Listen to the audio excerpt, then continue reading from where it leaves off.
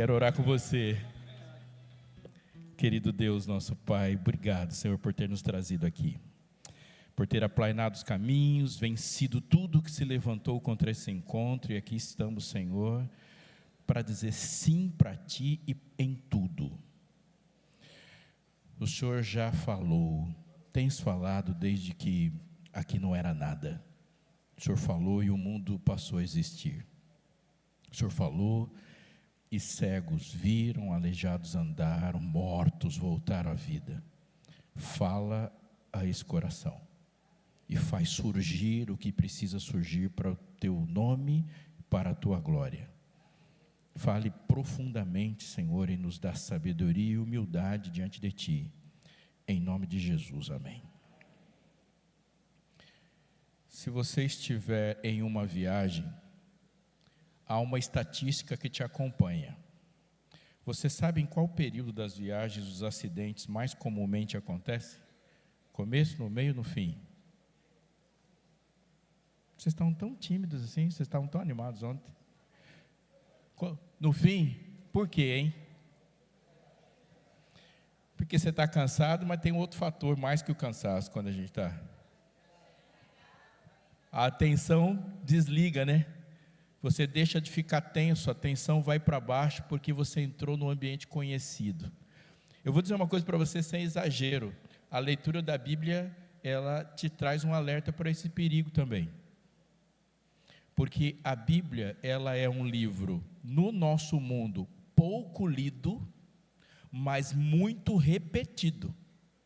E eu quero chamar muito a sua atenção para isso. Não sei se você é um leitor da Bíblia, ou um frequentador da igreja, e membro de igreja há 150 anos. Ou se você está começando a aprender sobre Bíblia agora. A Bíblia é um texto que é lido, e a Bíblia não é um conjunto de frases. A Bíblia é um conjunto de livros. É, portanto, que existem 3 regras fundamentais ao ler a Bíblia: contexto, contexto e contexto. Tudo que você não compreendeu, a primeira coisa que você tem que fazer diante de um texto difícil é ler mais. Amplia mais. Tem um verso, o verso é difícil, leia o que foi dito antes, leia o que foi dito depois. Está difícil ainda? Leia mais, amplie, amplie, amplie. É como você está aqui muito próximo de um objeto e não está compreendendo. Como que você faz para ter uma amplitude maior de compreensão? Amplia, dá um passo para trás. Vocês estão me entendendo, sim ou não? Está aceitando também? Vou dar alguns exemplos de frases que a gente repete, mas elas estão nos atrapalhando. Jesus falou assim, qual que é o contexto que ele está falando? Quando um irmão brigar com você, ou quando o irmão estiver em pecado, vai lá falar com ele. Se ele disser não para você e te resistir, você já foi para o texto já? O que você faz? Chama um outro. E se ele resistir também, leva o caso para a igreja. Ou seja, não está falando, não, se você for lá, o irmão brigou, o irmão está em pecado, não faça uma postagem no Instagram.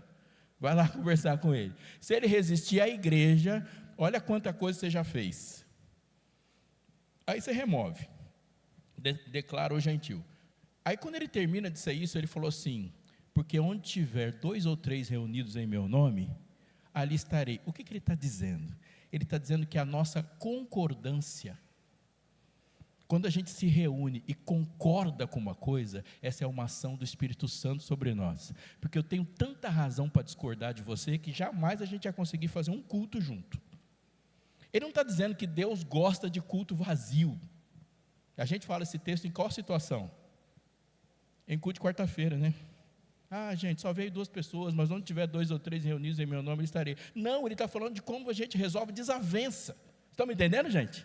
Aí eu perdi um texto que fala sobre desavença para usar um texto que Deus não falou. Qual é a primeira coisa que vem na sua cabeça sobre a história de Jonas? O peixe, claro, né? Qual é a coisa menos importante da história de Jonas? O peixe. O peixe sequestrou a lição. Deus chega para Jonas e fala, Jonas, vai para Nínive. Jonas tem livre-arbítrio, querido? Sim ou não? Ele falou, não vou para Nínive. O que Deus falou? Mas claro que você vai. Mas eu não vou pregar. O que Deus fala? Vai pregar, sim, senhor. Então eu quero morrer. O que Deus falou? Vai morrer nada. Então eu vou ficar aqui na sombra. O que Deus fala? Não vai também. Jonas é livre? Sim ou não? Você é livre? Ser livre significa que Deus vai concordar com você em tudo. E tem coisas que você vai decidir fazer que Deus não vai deixar. Olha que lição importante, porque é a vida que o peixe engoliu junto com Jonas. Aí às vezes eu não saio do flanelógrafo. Você sabe o que é flanelógrafo? Não, flanelógrafo é um negócio de flanela, assim, que tinha na pré-história. Bem, assim, 100 cão e Jafé, assim, tudo pequenininho. E aí a gente colava um feltro no outro e contava a história. O problema é que o flanelógrafo não deixa a gente crescer, que a gente fica muitas vezes no flanelógrafo a vida inteira. E a história fica sempre infantil. Já viu alguma história de juízes no flanelógrafo, tipo o Levita e a concubina, e coisas desse tipo, assim, histórias importantes de adulto? E a gente precisa ser adulto. Tudo isso que eu estou te falando é para te chamar a atenção para você agora comigo sair do paraíso, da frase pronta. Posso te desafiar? Você me autoriza? Evangelho de Mateus, capítulo 7, eu quero que você leia comigo inicialmente o verso 24, e com a sua permissão, eu vou te provocar bastante. Se você dormir, eu já conheço, depois desde sexta-feira já sei alguns nomes aqui, dá para chamar você pelo nome, caso você durma. O seu nome eu vou descobrir, se você dormir eu te chamo, não vai dormir não, porque senão eu descubro o seu nome. Evangelho de Mateus, capítulo 7, 24, você achou? Diga achei. Todo aquele, pois, que ouve essas minhas palavras e as pratica, será comparado a um homem prudente que construiu uma casa sobre a rocha. Caiu a chuva, transbordaram os rios, sopraram os ventos e bateram com força contra aquela casa, e ela não desabou, porque tinha sido construída sobre a rocha. E todo aquele que ouve essas minhas palavras e não as pratica, será comparado a um homem insensato que construiu a sua casa sobre a areia. Caiu a chuva, transbordaram os rios, sopraram os ventos e bateram com força contra aquela casa, e ela desabou, sendo grande a sua ruína. Olha aqui para mim, preciso dizer uma coisa, aliás, preciso dizer duas. Eu acabei de lembrar que eu recebi um recado para lembrar você. Eu sabia que eu ia esquecer. Você recebeu isso aqui ontem? Abre um parênteses. Meu perdão para quem tem transtorno de déficit de atenção, mas eu já volto. Isso aqui é muito sério, porque isso aqui fala de identidade e unidade. São duas coisas desesperadamente importantes para nós hoje. Se você não estudou a parte de hoje, dá tempo e não passa de 10 minutos. Mas é muito importante que a gente estude as mesmas coisas juntos e compartilhe o conhecimento. Eu estou aqui para lembrar você, e tudo que você puder fazer para lembrar disso, faça, porque isso é de fundamental importância para esse momento crítico. Voltei. Quando você ouvir Jesus falando sobre parábolas, e você ouvir parábolas de Jesus, numa contagem básica, nos 4 evangelhos tem 39 parábolas.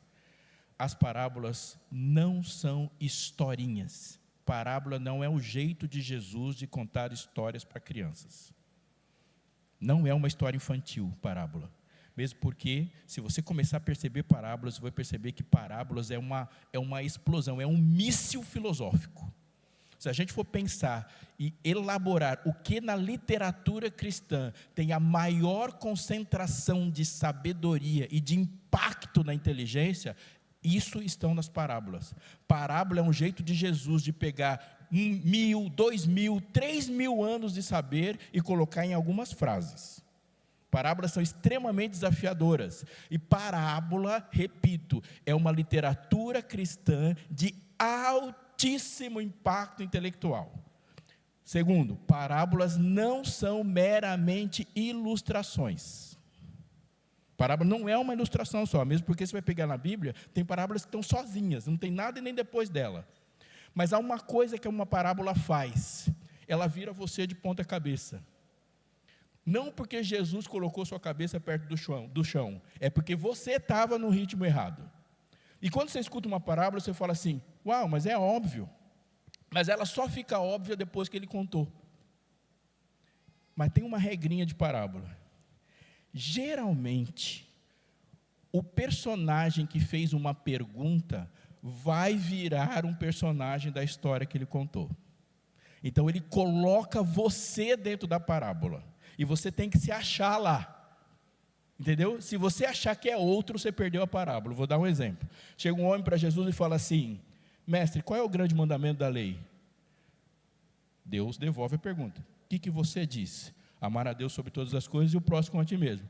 Falou bem, mas quem é meu próximo? Um certo homem ia de Jerusalém para Jericó. O que Deus fez? Um certo homem, você virou personagem na hora da parábola. Fez a pergunta, vai virar. Um certo homem ia de Jerusalém para Jericó, tomou uma surra, ficou à morte.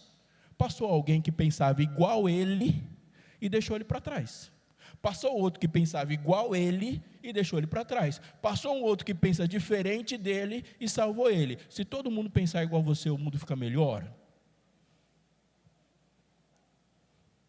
Entrou na parábola. O Senhor come com pecadores. Vou te contar uma história. Um certo homem tinha 100 ovelhas.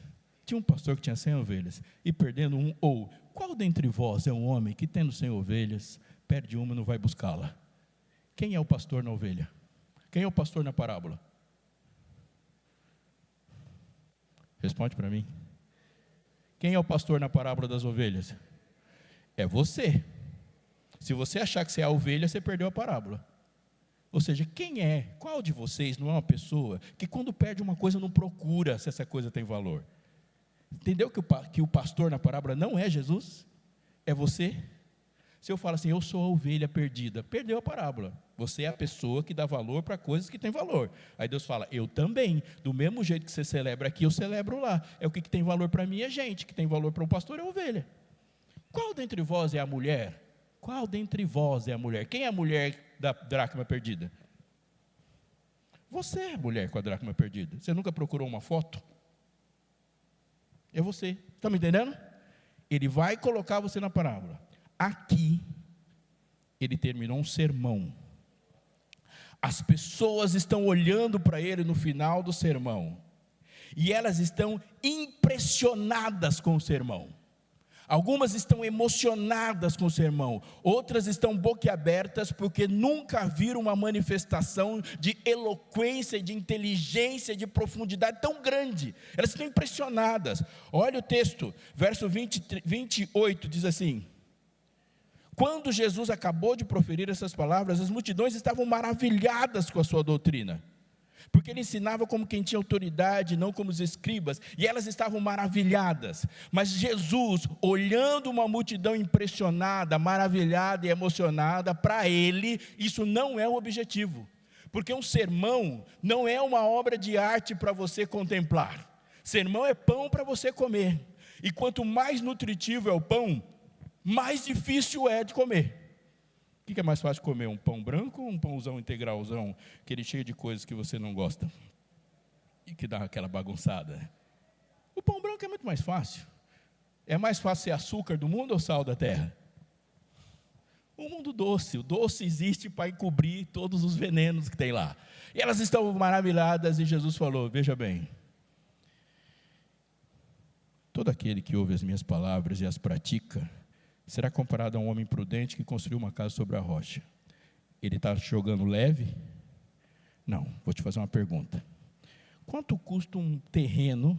Quanto você gastaria para construir uma casa num bairro bom aqui em Lauro de Freitas? 500 mil? Mais?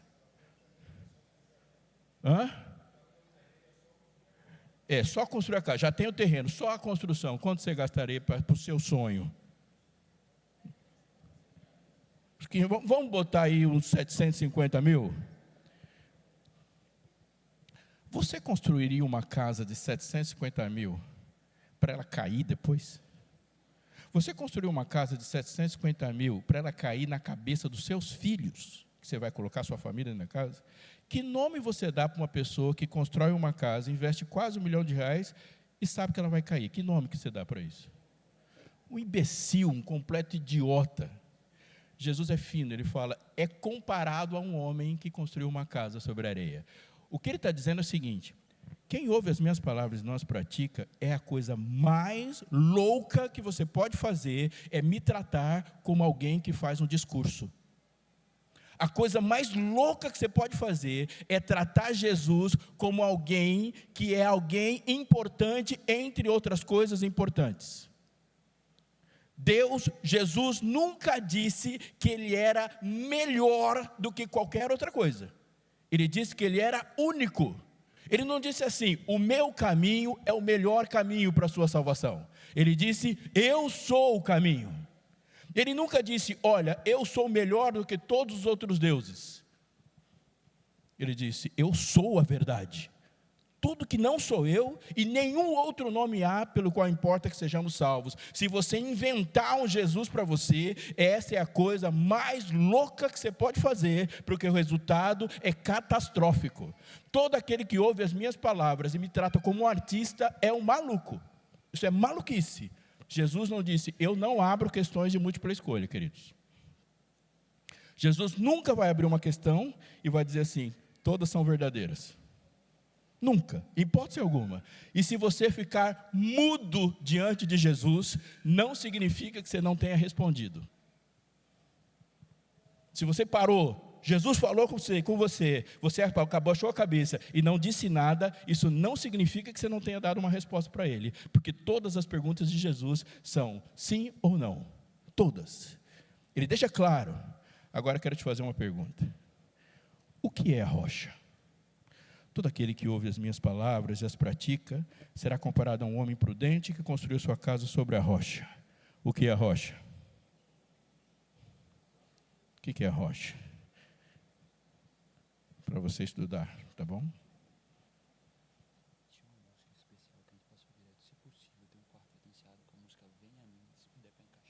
Tá. Ele não quis dar resposta em público, quis falar só no meu ouvido. O que é a rocha? A rocha é? É mesmo? É. Vá para Lucas comigo. Evangelho de Lucas, capítulo 6. Você está em Mateus, Marcos, Lucas, capítulo 6, e agora eu vou acelerar.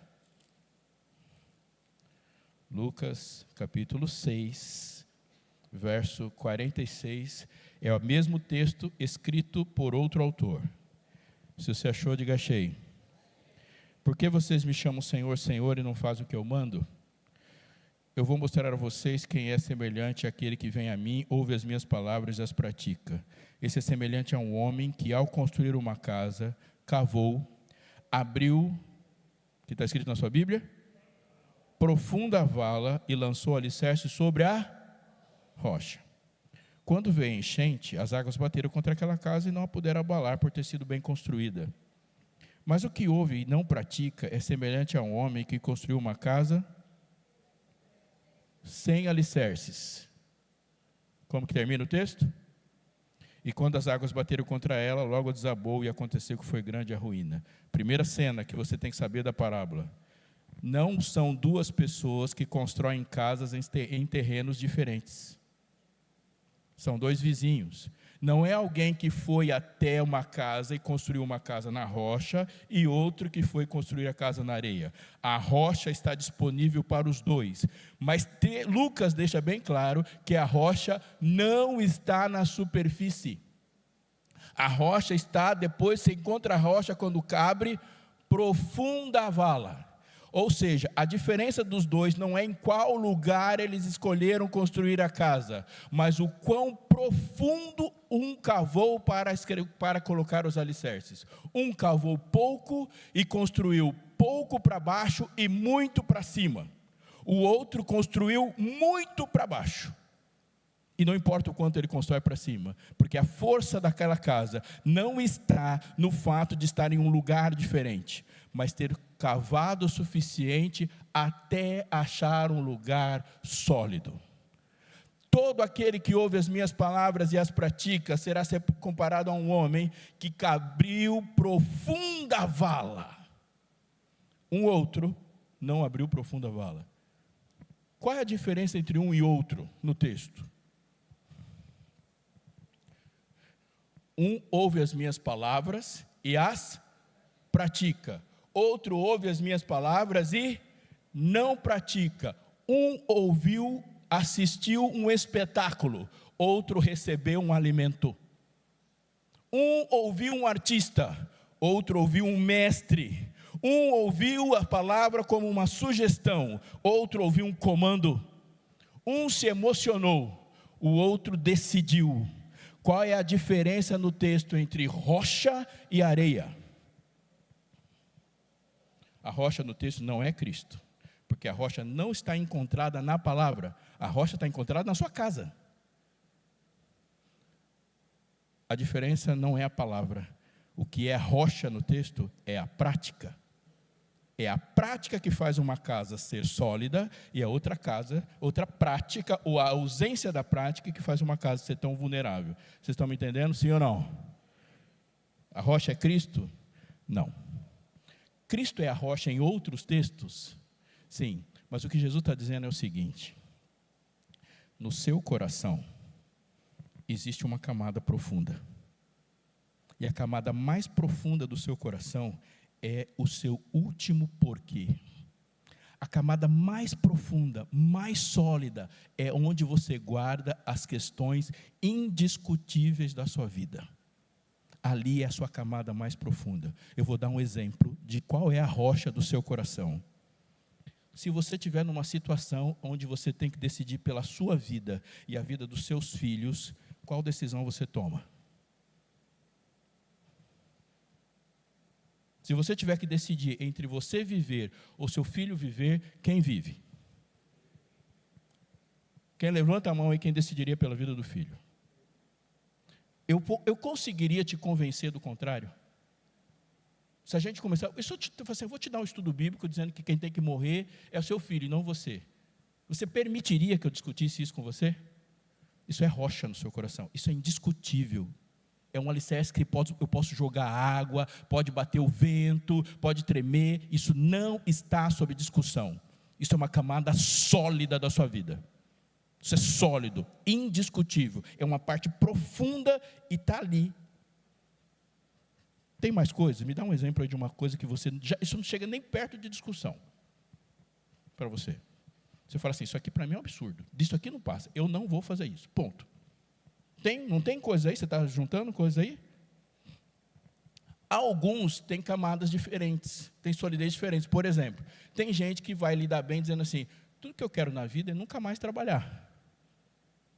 E você vai ligar para ele no domingo de manhã e falar, o que você está fazendo? Eu estou na praia. E você ligar para ele na segunda de manhã, 10 horas da manhã, fala, o que você está dizendo? Eu estou na praia, eu não sou igual a você, pé rapado. Agora tem gente, você ligar para ele segunda de manhã, ele fala, o que você está fazendo? Eu estou em casa, mas já estou indo para o trabalho. Tem gente que tem horror de ser pego sem trabalhar. Tem gente que é assim? Tem gente que é assim? Eu sou filho de baby boomer. Se existe uma coisa horrível na educação que eu tive, é não estar trabalhando. É uma desgraça que corre a gente, não é? Você fala assim, aí quem é uma pessoa imoral? É um vagabundo, não trabalha. Tipo, não trabalhar para alguém é um sonho, para outro é uma imoralidade. Isso é indiscutível. Você vai falar isso para ele, não tem discussão. Vai morrer trabalhando. Não é assim, sim ou não? Mas não tem mais coisas assim? Tem coisas que são indiscutíveis. Eu estava com um menino, foi meu aluno. Ele é de uma outra religião. E na religião dele não se faz transfusão de sangue. Ele falou, eu morro, mas você não põe um pingo de sangue em mim. E o médico tentou convencer e falou, não vai. O que é isso? Isso é rocha. Isso é rocha. Isso é rocha. Você chega para Sadraque, Mesaque e Abednego, fala, ajoelha. Fala, não, senhor. Se você não ajoelhar, eu vou jogar você na fornalha. Pois você pode deixar a fornalha 20 vezes maior. Isso não está sob discussão. Ó rei, quanto a isso, não precisa. Eu não vou me ajoelhar. Não precisa tocar de novo. Isso é rocha no meu coração. Isso é indiscutível. É o último dos seus porquês, mas agora eu quero chamar a atenção. Nem sempre, ou na maioria das vezes, o último porquê está na superfície do nosso pensamento. Na maior parte das vezes, nós não sabemos com quais absolutos estamos trabalhando. A gente faz. Ele se constrói na superfície, mas ele se constrói na profundidade e a gente não sabe. Um dia eu cheguei para mim, estava fazendo uma palestra numa das nossas faculdades, e eu estava falando para eles assim: religião não precisa ter Deus. Uma religião não precisa ter templo. Uma religião não precisa ter um rito. Uma religião não precisa ter comunidade. Uma religião basta ter um absoluto, um indiscutível. Por isso, e anote o que eu vou dizer, todo ser humano é religioso. Se todo ser humano tem um conjunto de coisas na sua mente que ele nunca vai discutir. Vou dar um exemplo antes de falar o que eu falei. Eu estou conversando, você está me ouvindo. Se eu estiver falando aqui e alguém começar a responder do lado de lá, você vai olhar e falar: mas que sem noção, não é? E se eu estiver falando um negócio que na sua mente você não concorda, você não fala assim: ô pastor, para aí. E não importa quais coisas a gente crê junto sobre a Bíblia, mas nós estamos dialogando a partir de um absoluto que diz que quando alguém fala, o outro escuta. Você concordou com o fato de que uma pessoa está com o microfone falando e há outros espaços para a gente discutir. Entende? As duas pessoas podem ser de religiões diferentes, mas elas só estão dialogando porque elas têm valores iguais, que não são científicos, que não são filosóficos, que não são adquiridos a partir de escolas de pensamento, mas tem um valor ali, esse valor não é discutido. Deus olha para isso e fala: o nome disso é crença, isso é religião. Não precisa ter rito, não precisa ter templo, não precisa ter Bíblia, não precisa ter texto. Todas as pessoas do mundo trabalham com valores absolutos. É o último dos porquês, é um porquê total. Aí eu cheguei para o menino e falei assim, ele levantou, ele era bem forte, eu falei: você faz academia? Ele falou: faço. Por quê? Ele foi falando por quê. Aí toda vez que ele perguntava uma coisa, eu falava uma coisa, eu falava: mas por quê? Aí ele falava: e por quê? E por quê? Aí você fica irritado: e por quê? Ele falou: porque eu quero. Achei seu Deus. Achei seu Deus. O seu Deus mora no último dos seus porquês. Quando não tem mais nenhum porquê. Quem aqui trabalha? Levanta a mão. Por que trabalha? Eu irritei o menino, agora eu vou irritar todo mundo aqui, né? Por que trabalha? Por que você trabalha, Thaís? Porque precisa? Porque é bom? E por que é bom? E por que é ruim ficar sem fazer nada? É chato, né? É chato. Eu tenho certeza que se eu continuar perguntando para a Thaís, ela vai falar assim: porque Deus quer que seja assim. E de Deus para frente não tem mais nenhum porquê. Porque Deus falou. Porque Deus amou o mundo, é o último porquê da salvação. Você vai chegar na porta do céu e alguém pode perguntar: por que você vai entrar? Você vai falar: porque fui amado. Não tem outra resposta. Porque pela misericórdia de Deus, Ele me quis aqui, pagou por estar aqui, justificado pela fé. Por que isso? Lembra-te, porque em 6 dias fez o Senhor. É o porquê absoluto de você fazer uma coisa. Não derrame sangue humano, porque Deus fez o homem à sua imagem e semelhança. Qual porquê tem depois disso? É um porquê absoluto. Alguém pode falar assim: porque eu quero. É um porquê absoluto. Ele está sentado no trono da vida. É um porquê absoluto. Todo mundo trabalha com isso. Veja, vou falar de exemplo de médico. O médico pode ter uma acurácia técnica fabulosa, mas é o porquê dele que ele vai decidir se no último momento do plantão ele vai atender você ou não. Eu posso explicar pela física como que um chumbo atravessa o ar, mas é uma religião, um porquê absoluto que explica por que alguém puxou o gatilho. Alguém pode explicar que 2 corpos não ocupam o mesmo lugar no espaço e fazer um cálculo sobre velocidade, mas é um porquê que fez alguém decidir ultrapassar na dupla contínua. E no final das contas, as nossas felicidades e infelicidades, os porquês da vida, todos são decididos para muito além da ciência e das coisas e dos desenvolvimentos do conhecimento humano. Vocês estão me entendendo, gente? Sim ou não? É aquele porquê. O que Deus chamou de porquê é a rocha. Ele está dizendo assim: olha, quando eu falo uma coisa para você, o lugar da minha palavra é no absoluto do seu coração. É lá que as minhas palavras devem estar.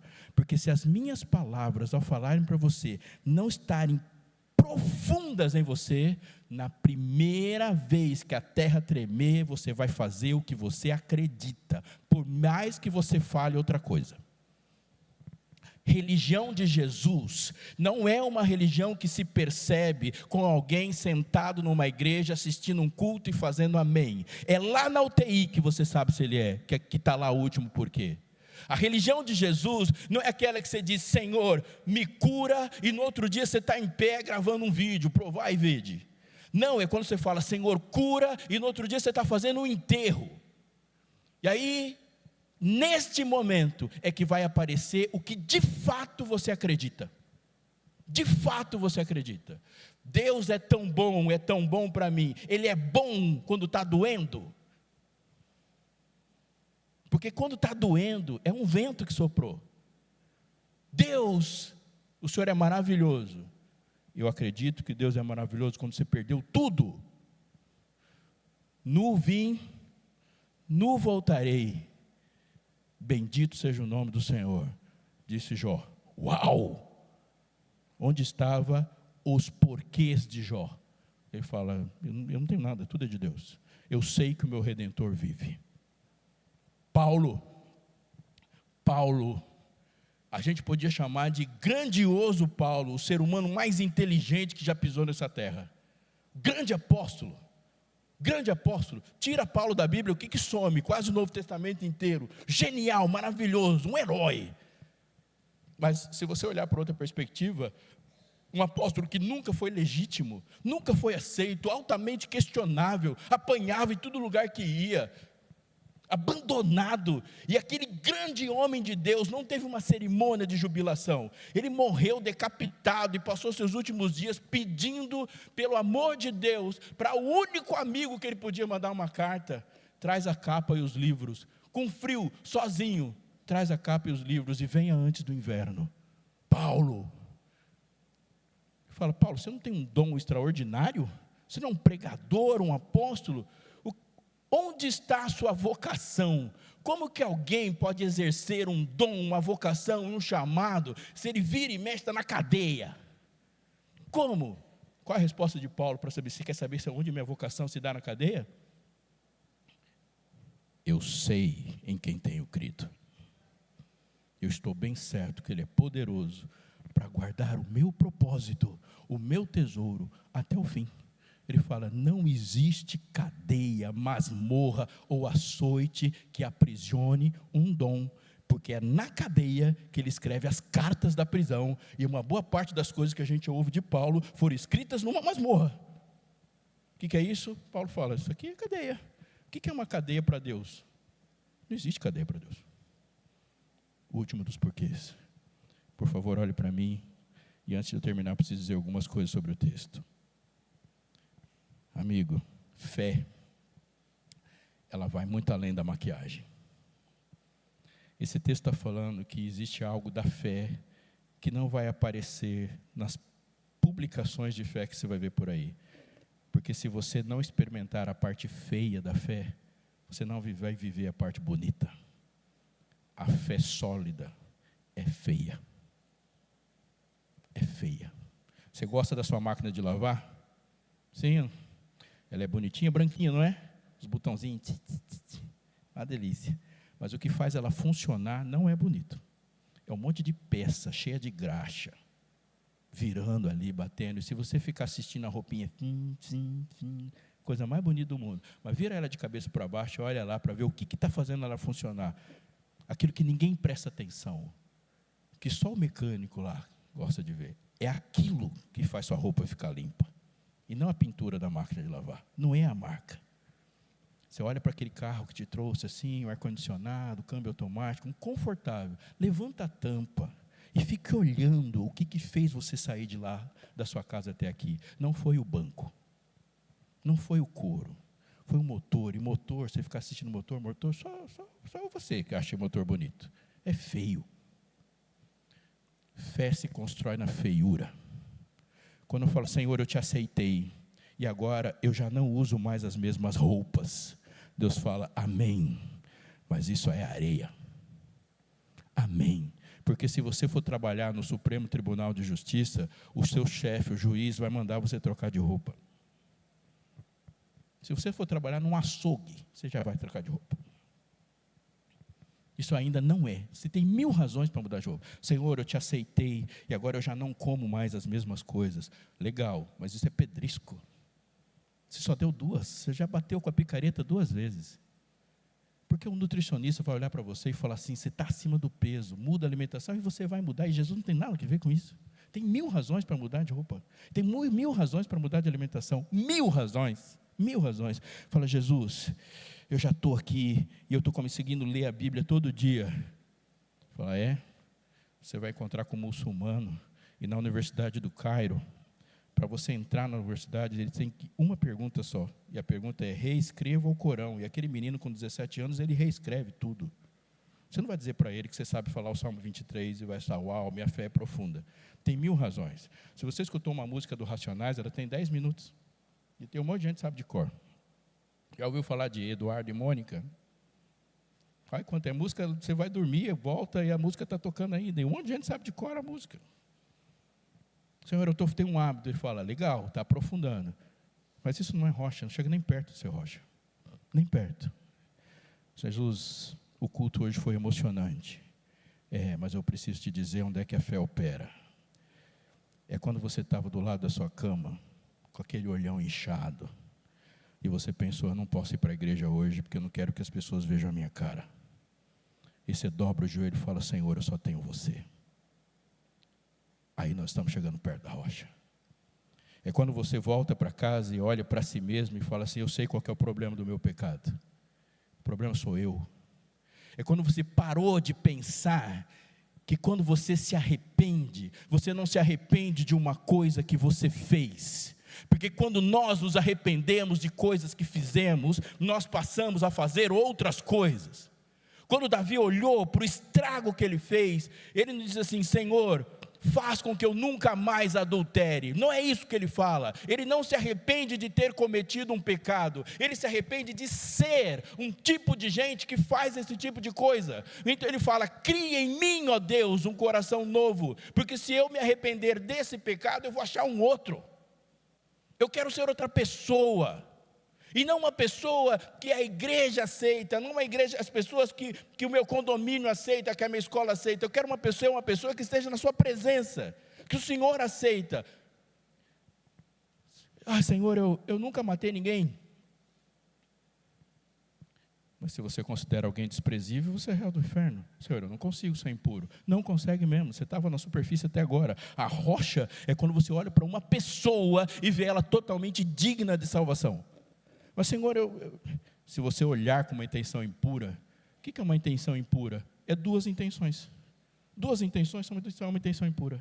Falou, Senhor, não dá. Vai cavando. Vai cavando. Vai cavando até não dar mais.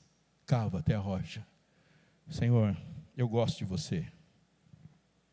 Eu não quero que você goste de mim. Eu quero que você me ame. Senhor, eu te amo mais que tudo. Mais que tudo é o quê? Você me ama como você ama seu pai ou ama sua mãe? Porque se você me ama como você ama seu pai e sua mãe, você não é digno de mim. Como que o Senhor quer que eu te ame? Sobre todas as coisas. Senhor, eu não consigo. Você nunca conseguiu. Eu consigo. Senhor, onde eu coloco a fé, cave mais fundo. Eu quero te chamar para uma questão muito importante para você pensar. E vou repetir, o Deus que você conhece é o único que se atrai pela sua feiura. Você se arrumou porque as pessoas não gostam de te ver feio.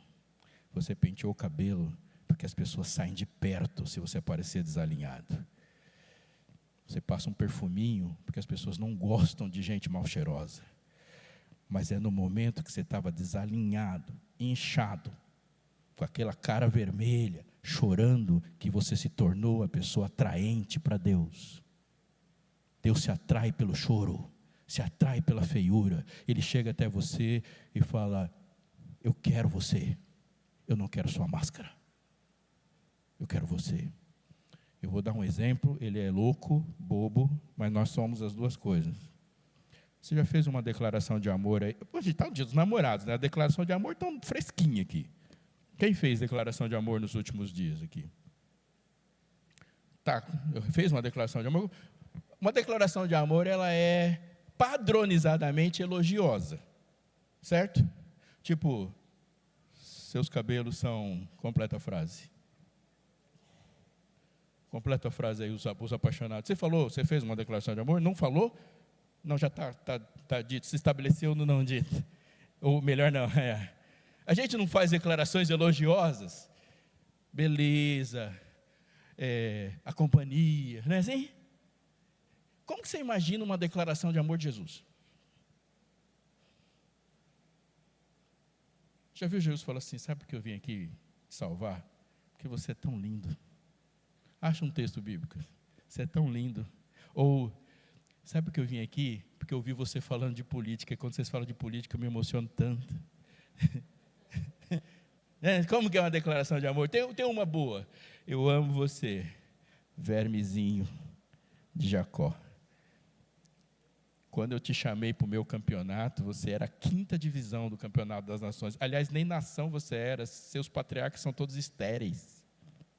Vocês não são uma grande nação, vocês eram uma família de 2 pessoas sem capacidade de ter um filho. Um filho. Eu amei você. A sua justiça é um trapo de imundícia. Senhor, vai buscar seu marido. Não tenho marido. Disseste bem. Você teve 5. É por isso que eu vim para cá. O senhor veio falar comigo, mas eu sou tida como prostituta. Foi porque você é tida como prostituta que eu vim aqui atrás de você.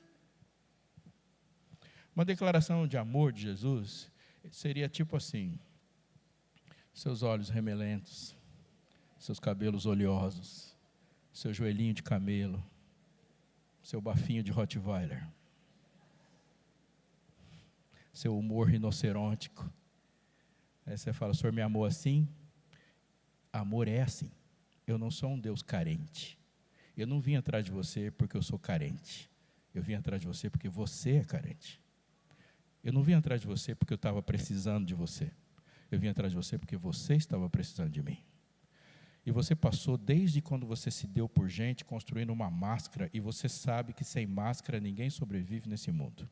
E se você fala assim: não gosto de gente mascarada, é o contrário, você não gosta de gente que não é mascarada. Porque se você passar um dia conversando com gente sincera, até o final do dia você brigou com ela. A gente não gosta de gente sincera. E se você nasceu no Brasil, então, a gente tem fobia de sinceridade. Fala: você não foi na festa ontem? Não fui. Por quê? Porque eu não quis. Perdeu a amizade. Ele não foi porque não quis, mas ele tem que te dar uma explicação para dizer outra coisa, que a gente não gosta de sinceridade. Você acha que eu fiquei bem com essa roupa? É claro que não, está horrível. Ficou bem, está bonito, combina com você. Fala para o seu chefe tudo o que você pensa. Amanhã, vai de manhã e fala tudo o que você pensar para o seu chefe. Fala para o seu filho, fala para a sua esposa, fala para os seus vizinhos. Quando a polícia te abordar, diga tudo o que você pensa. Como você terminará a semana, caso termine a semana? Preso, morto, separado. Não é? Aí Jesus chega para você e fala: você passou 30 anos, 40, 20 anos, 50 anos, polindo essa máscara, e você acha que essa máscara é a coisa mais valiosa que você tem, e você sabe que você só se formou porque você nunca foi sincero na faculdade. E você sabe que você vem para a igreja e no culto de quarta-feira ou na escola sabatina, você não faz os pedidos de oração do seu coração, porque não era nada aquilo. Você faz os pedidos socialmente aceitáveis. Você nunca fala dos seus pecados são o seu grande problema, mas você nunca falou de pecado quando fez pedido de oração? Nunca falou. Você estava triste por outra coisa, e quando você chegou aqui, você falou assim: orem por mim. Porque você não quer que as pessoas pensem que você, o que você acha que você controla que elas pensam. Mas eu não estou afim. Não estou interessado na sua máscara, eu estou interessado em você. Em você. Eu não quero uma superfície. Eu quero ir lá no fundo. lá na rocha. Amigo, a feiura da fé consiste enquanto um homem já está construindo os muros da casa e o planeta está batendo palmo para ele, na casa do outro só tem entulho. Enquanto o outro já está pintando a casa, na casa do outro só tem barro. Tem uma caçamba lá na frente, enquanto o outro está pondo lustre. Já distribuiu os convites da festa de inauguração da casa, e o outro você nem conta, porque ele está lá no fundo e está cavando ainda. Enquanto um já está arrumado e perfumado para receber os convidados da inauguração da casa, o outro está cheio de lama, de barro, porque ele está construindo uma fé feia. Feia. A fé do pranto, a fé da prática, a fé que entra na geladeira, a fé do fogão, a fé que está no carro, a fé do dia a dia, a fé que não performa, a fé que não tem frase pronta, a fé de perguntas difíceis, e é uma fé onde Jesus não é um respondedor, ele prometeu um consolador, a fé de alguém que conhece a mão, a voz, a presença de Cristo em todos os momentos da vida. Ela é feia mesmo, para quando ela subir, não importa qual é a cor da casa, mas ela foi construída sobre alicerces firmes. Firmes. Se eu entrar lá na sua casa, qual cômodo da casa você vai me receber?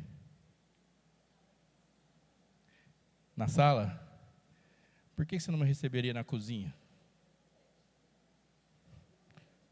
Por que você não me recebe na cozinha? Pode? E se ela tiver uma bagunça? Se você é brasileiro como eu, a gente deixa a sala arrumada, fecha a porta, não é assim? Para a pessoa entrar na cozinha tem que ter já um nível de aceitação maior. E para entrar no seu quarto? Você fala assim, não entra aqui no quarto, e a pessoa tem que ser muito íntimo, sim ou não? Mas tem um cômodo da casa que ele é o diferente. É um quartinho onde a gente empurra toda a bagunça. Tem um quartinho da bagunça lá, um lugar da bagunça? Quando a gente tem filho, todos os quartos são da bagunça. Mas tem um ali que da bagunça. O quartinho da bagunça de casa tem caixas da mudança anterior. Quem entra no quartinho da bagunça na sua casa? Fala, pastor, recebi você, uma visita pastoral. Vem aqui, senta aqui. Aquele monte de caixa e tudo. Aqueles negócios que você nem sabe que tem lá. Aquele monte de coisa quebrada, aquela bagunça, né? Aqueles potes lá de doce que já está apodrecendo. Por que bagunça? Quem você leva no quartinho da bagunça? Ninguém vai no quartinho da bagunça. Só tem um tipo de gente que vai no quartinho da bagunça. Quem mora na casa.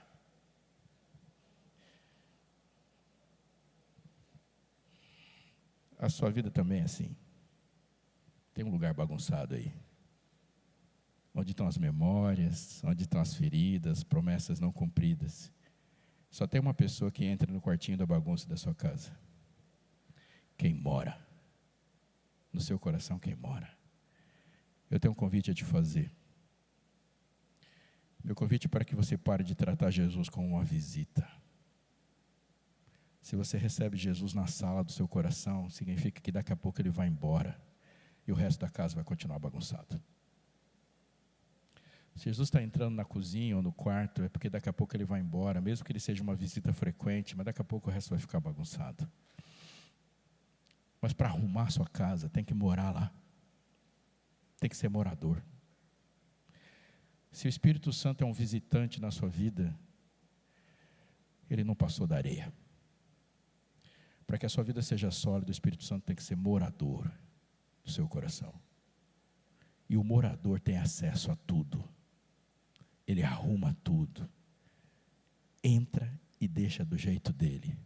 Para ter autorização para pegar as caixas e coisas inutilizáveis e bagunçadas e jogar tudo fora, tem que morar lá. Visitante não pode fazer isso.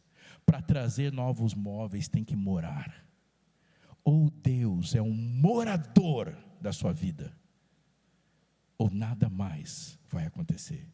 Você vai ter medo das tempestades. E vai fugir das tempestades. E qualquer vento te assusta. Mas se Deus é morador, Ele tem autorização para alterar tudo. E chega uma hora que ninguém sabe quem é quem. É essa rocha que Ele está falando.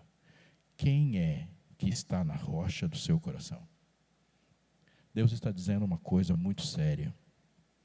Todo aquele que ouve as minhas palavras e as pratica, é alguém cuja casa é colocada na rocha.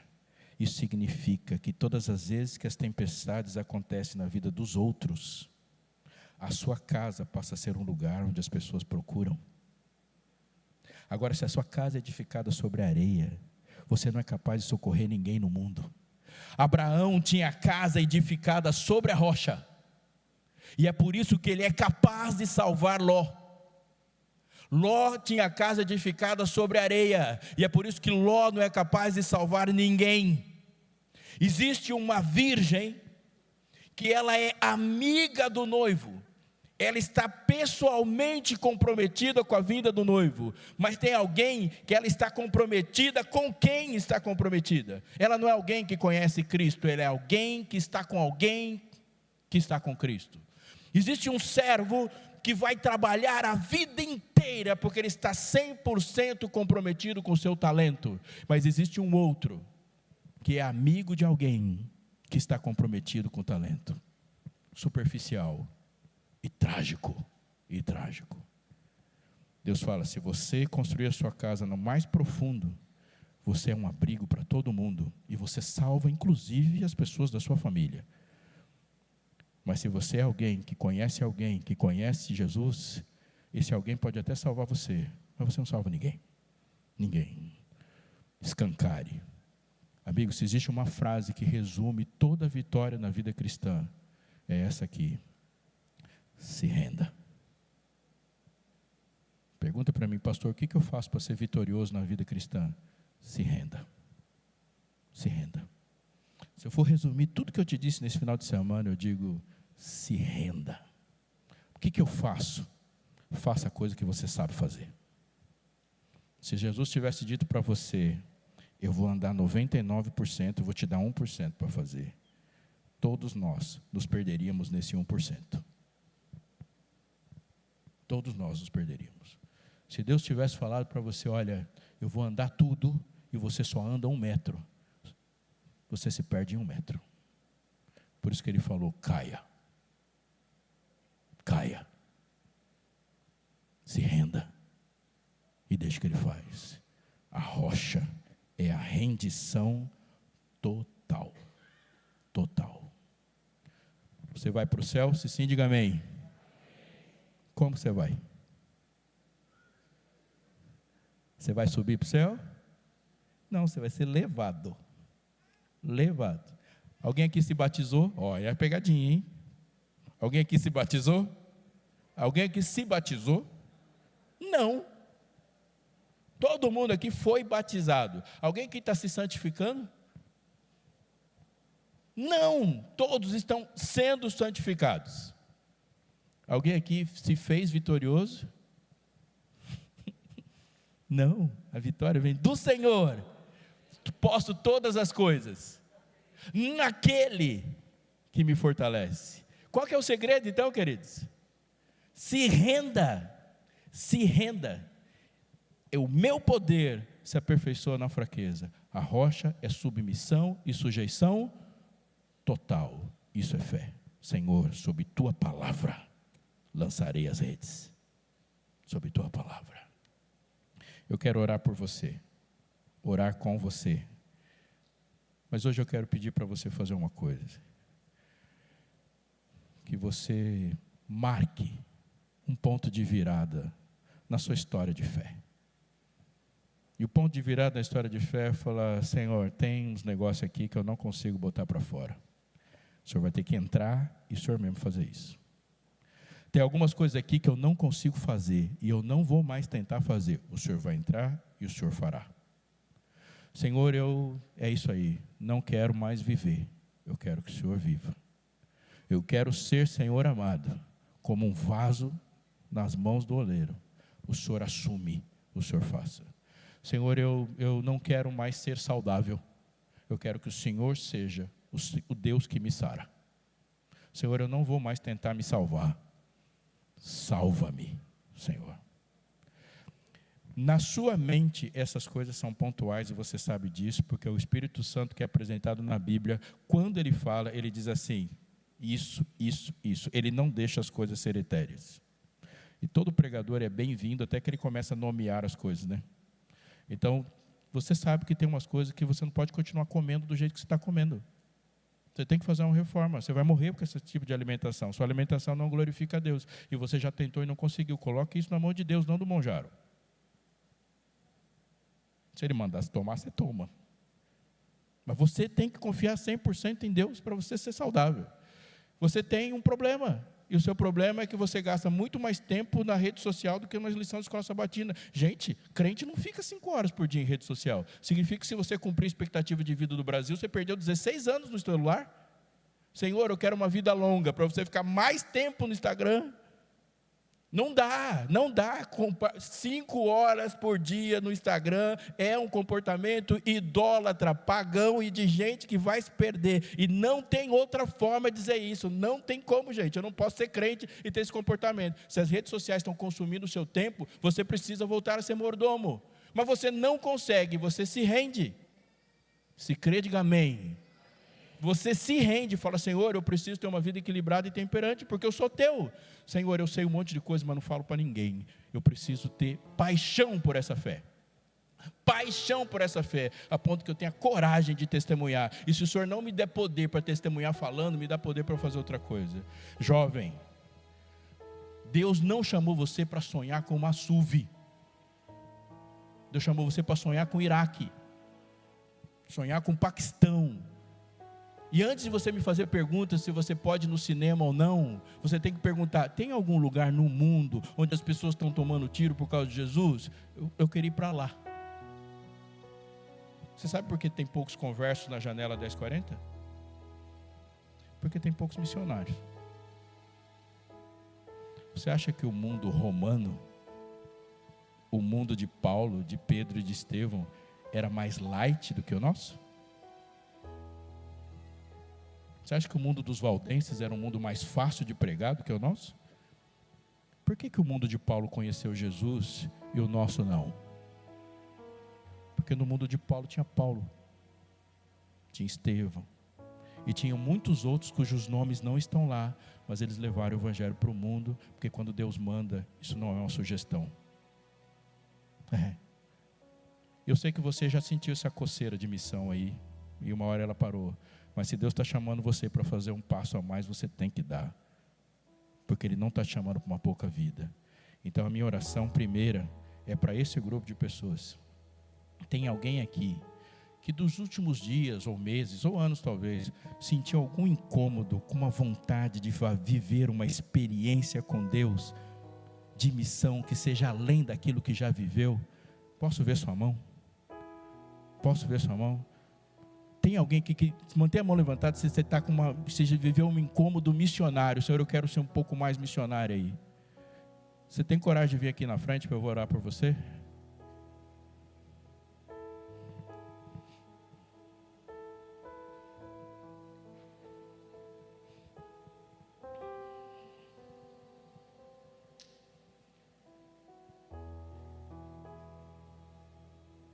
Eu vou fazer mais uma pergunta. Mas vem na frente, vem na frente do tipo para aparecer no vídeo.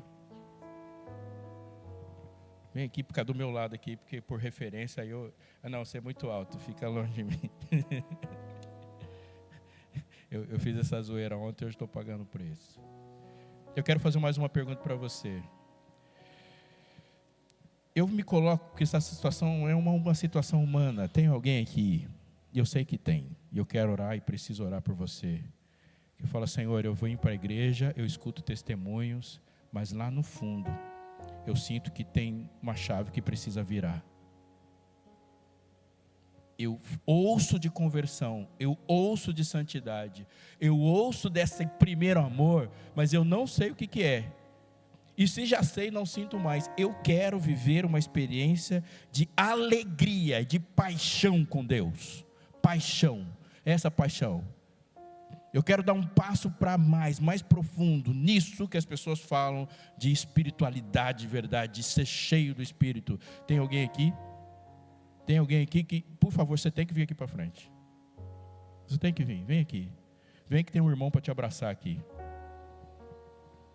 Eu estou falando de um clamor de verdade, Senhor, eu quero viver uma vida que quando as pessoas falam assim, eu ouvi Jesus falando pessoalmente comigo, você fala, eu sei que é isso. Era dele que eu falava.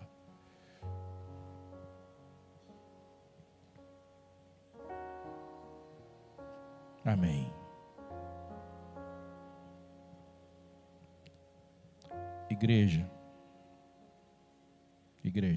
eu vou fazer uma oração e eu queria te lembrar de uma coisa.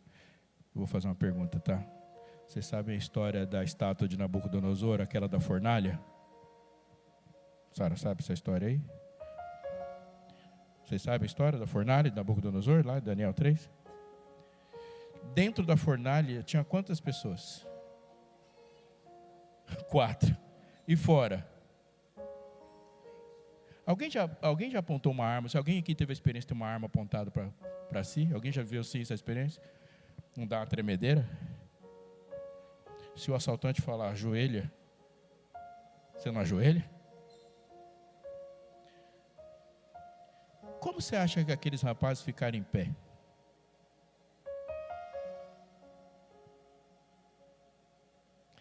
Eu não tenho nenhuma dúvida. O Espírito Santo os manteve em pé. Porque o fogo faz tremer mesmo. Mesmo que você queira, você bambeia as pernas e ajoelha. Mas quem era o Espírito Santo? Qual foi a forma que o Espírito Santo manteve Sadraque em pé? Não tenho dúvida. É o ombro de Mesaque. Eles não acham que eles ficaram em pé assim. Eles ficaram em pé assim, ó. É um segurando o ombro do outro. E eu não posso terminar sem dizer isso para você. Você fala, Senhor, eu quero esse desafio. Deus vai dizer assim, sim, se renda. Mas não tenha dúvida, se desse para fazer sozinho, Ele não tinha levantado esse lugar. O poder que Deus dispôs para que você fique em pé, que você se renda e que você saia inteiro, está do seu lado, porque Deus levantou alguém para você ficar em pé. É uma esposa, é o filho, é o membro, é o ancião xarope, é alguém que está aí de pé. Vocês são mãe e filha? Deus usou uma filha para fazer conhecer Ele, você conhecer Ele melhor, né? E o contrário também é real. Você vai chegar no céu e Jesus vai dizer assim, bem está, filho, e você vai reconhecer a voz dele. Você fala, Jesus, já ouvi sua voz, o Senhor estava falando comigo, eu sou seu ancião, eu usei essa voz, eu sou sua mãe, seu pai. Então eu vou orar agora, e eu queria que você fizesse exatamente isso, e você que está aí também, se apoie na pessoa que está do seu lado. Tem um irmão sozinho aqui que não pode ficar sozinho, alguém tem que ficar do lado dele aí, porque não vai dar certo não, sozinho ninguém aguenta não. Ninguém. Se apoie.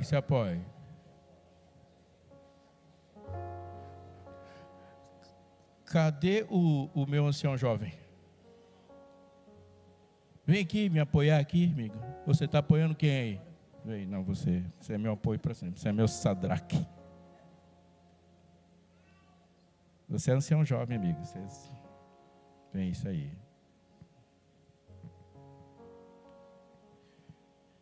Eu vou orar. Me apoie. Eu vou orar e você vai falando amém de crente, tá bom? Senhor nosso Deus, nosso Pai. Nós louvamos o Teu nome, Senhor, para todo sempre, porque o Senhor é digno desse louvor. O Senhor merece e é o único que merece e é digno de falar tudo que o Senhor fala para a gente. De pedir tudo que o Senhor pede para a gente. Porque só recebemos o que vale de verdade das Tuas mãos. O Senhor pode. O Senhor nos escolheu. O Senhor nos amou.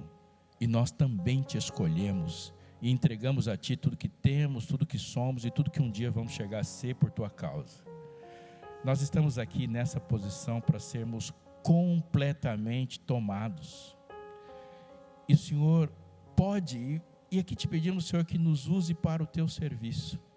Tem alguém que se levantou aqui para dizer assim, Senhor, eu estou na fileira do Seu exército, me use para a Tua batalha, me use para ganhar pessoas, me use para ganhar espaços no Teu reino, me use para perguntar, Senhor, se existe ainda algum lugar onde a bandeira de Sião não tremula, para que eu possa ir lá e fazer isso.